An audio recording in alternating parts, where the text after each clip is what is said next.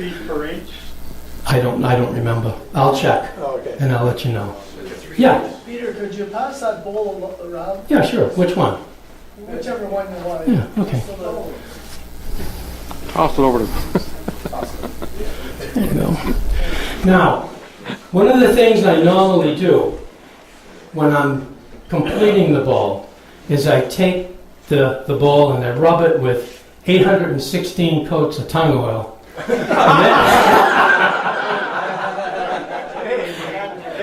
And then I spit polish the inside with a magic elixir of perfume and honey and oil. I just had to get that one in. All right, now. What kind of glue do you use? I use Tight Bond 2. Now, Two.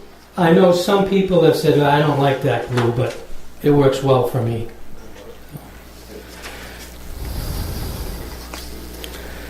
Okay, another technique beyond just regular assembly and cutting either on the bandsaw or the table saw is making a ring and cutting it. I'm going to pass this around. First, though, Mr. Perry, I'm going to try and do this.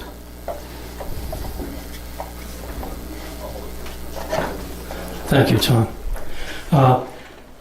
You can modify the wedge.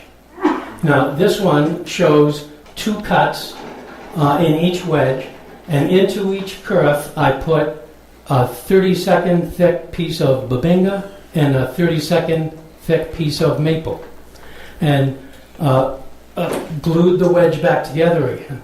And I did that on a little table. I nailed a board to it, and as I made the cuts, you clean them up with sandpaper, pre-cut all the pieces of veneer so that they're the right length, and then just glue it, push the piece in, squeeze it tight, glue up the next piece, push it in, and then I usually use elastic bands. I got thousands of elastic bands, and that holds the wedge together until the glue dries. Then you assemble all the wedges, and you end up with something like this. Now, this is not yet completed. You can see that it doesn't fit together perfectly. And what I do is equalize these separately on an edge sander. That makes that perfectly square. Do the same thing on the other side. And then the 2 pieces fit together with no space. That's a lot faster than taking each wedge and checking it and re-sanding and cutting. Another thing you can do, besides, thank you, Tom, besides cutting the wedges apart, is glue the wedges together to form a half a circle. Do it twice. Equalize them so they fit together perfectly. Then take the 2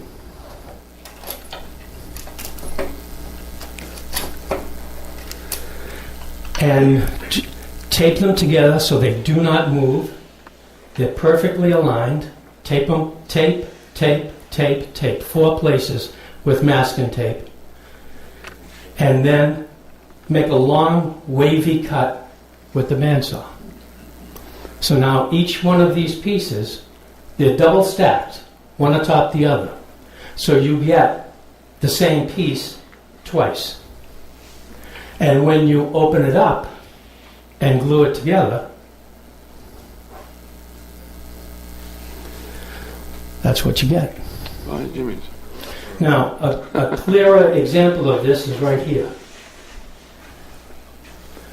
And that is, and you see the symmetry. When you're dealing with circles, symmetry is important. What you do on one side, you have to do on the other to get it balanced. And what I did here was just that technique. I made a half a ring, 2 half rings, stacked them one on top of each other, equalized them, got them perfect, taped them real snugly with masking tape, cut it on the bandsaw, put in a piece of veneer, let it dry, and then when you take them apart and clean it up, they fit together and make a perfect, what appears to be a continuous line. Okay, what would that look like if you reverse the one? Yeah, So it can't go together now. it can only go together one way, unless you just by coincidence happen to make the lines in the same place on both ends. That's unlikely. Yeah.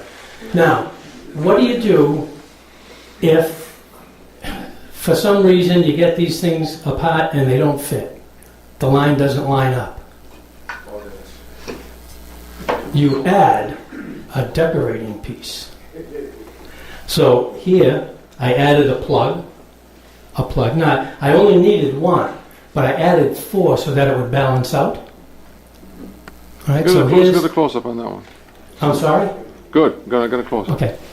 So what I've done here is I've taken what might have been a throwaway and turned it into a reasonable, a savable product. So the ends didn't fit together. So you Well- just put a plug where the ends didn't fit together. Exactly. If you're, the thing is with this, if you're off a 64th of an inch, you see it. That's why you have to stack it and tape it together real tightly, so it doesn't move at all. Then when you cut it, you're cutting both pieces, and when you open it up, it fits together. Now, When you're stacking the two together and taping them, do you trim the edge of the veneer off on one side so that they sit flush, or? yeah. What I'll do, the very first thing I will do is take the ring, the half ring, with the veneer hasn't been put in yet. Take one, equalize it. Take the other one, equalize it. Check it to make sure it fits together perfectly. Okay, that looks good. Double stack it. Now, this one has veneer in it already, so, what I found is it's better to make the veneer a little oversized. That way, it's easy to work with. Tape this together once or twice around. I'm using 12 segments per ring here. After it's cut and you put the veneer in, it has to stick out a little bit. So you just snap it off after it dries, equalize it again, equalize the other one, and when you put them together, you should end up with a perfect circle. Now, this one has to be trimmed. You can see the veneer sticking out. But this will fit together pretty nicely.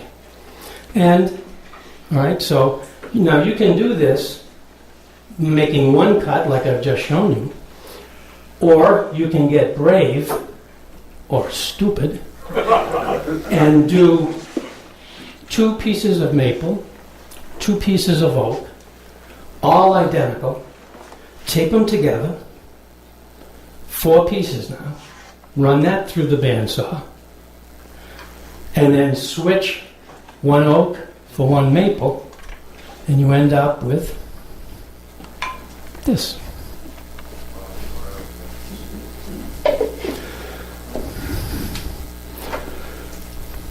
Now that one, I did not put any veneer on the top of this base because it's a fairly large piece. If you're veneering, little 6-inch diameter disc, you do not have to put veneer on the backside. But if you're doing a 12-inch diameter piece, it's likely to twist or dish or warp if you don't also veneer the other side. So on bigger pieces, I don't put the veneer in. But on smaller pieces, if it's less than 50 square inches, you don't need to do both sides. Now they always tell you, if you're going to veneer one side, you've got to veneer the other side too. In this case, because we're using limited amounts, you don't have to. Okay. Thank you, Tom. Peter, are you using any software to sort of determine the dimensions you're going to start with segmenting software? I do not. I just figure it out. Bring it. Yeah, I figure it out with a calculator. All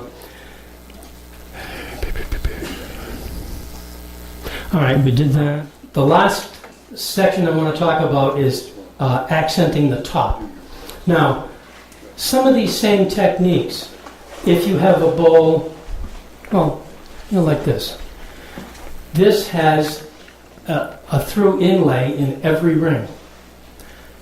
Now, what I did is I just started cutting randomly, made the half rings, stacked them up, taped it up, and just cut it.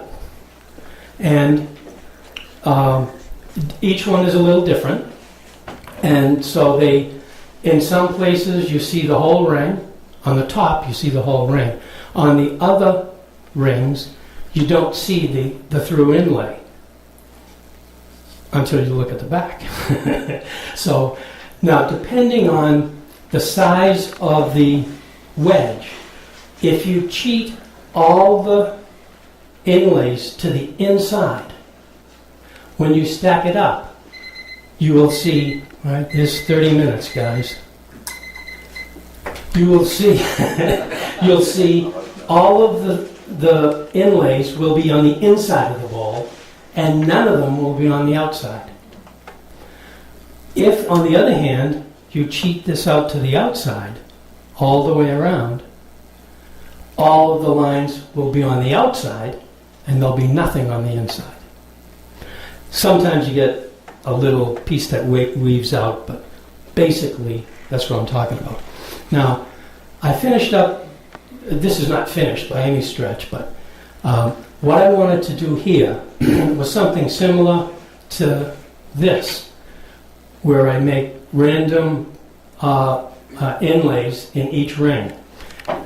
But what I wanted to do was make, sorry there, No, that's Mr. good. Perry. You're good. I wanted to make the first one perfectly round, the second one perfectly round but off center. The third one, it's not a circle, it's sort of an eye shape, an eyeball shape. The fourth one, the outside ring, is basically round. Now, one of the things that happens when you do this, I want to go back to the board. Tom, can you just study that for a minute? One of the things that happens here, we're looking down on the top now. I'm going to go to the board. Yeah. Okay.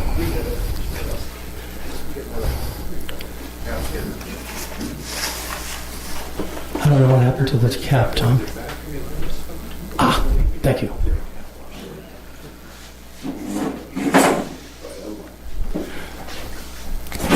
All right, so you make your top ring, One's a good circle. assemble half of it, equalize it, assemble the other half, equalize it, double stack it, tape it up securely, cut it randomly on the bandsaw, twice. You end up with a pair of rings like you see here. But when you're looking down on this, Okay. here's the block. There are 12 segments here.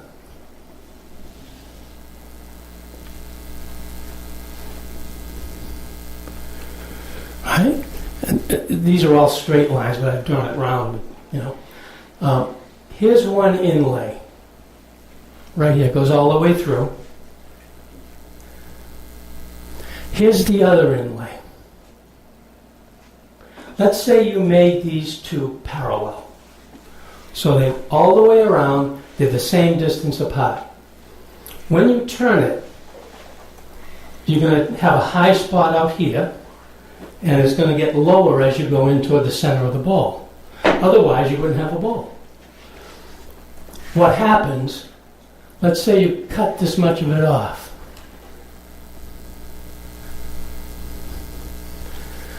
This distance is now larger than it was when you first started. Do you see that? Here's, if it was straight across, it would be that much. Now, the more severe the angle,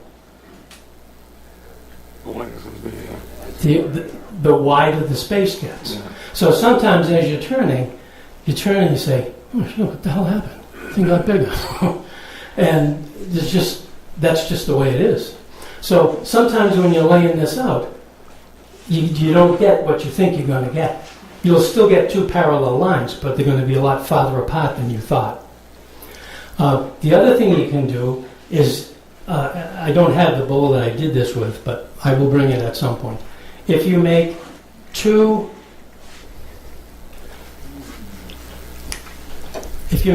parallel lines, two parallel thin inlays, and again, you're taking a half a ring, equalizing it, double stacking, taping it up, so you've got something that looks like this from the side, two pieces deep. If you cut it perfectly round like that, and again another one perfectly round like this, and then put one wavy line inside. And, you know, as long as you keep it all taped together, it's going to work, usually. But once you get started with this, there's virtually no end to it. You know, as long as you can visualize it, there's a way to figure out how to do it. Yes? What, is there a limit on the curve, the size of the curve that you could do? No. The largest bowl I made was 20 inches in diameter, I'm going slow. 8 inches deep, 742 pieces. That was the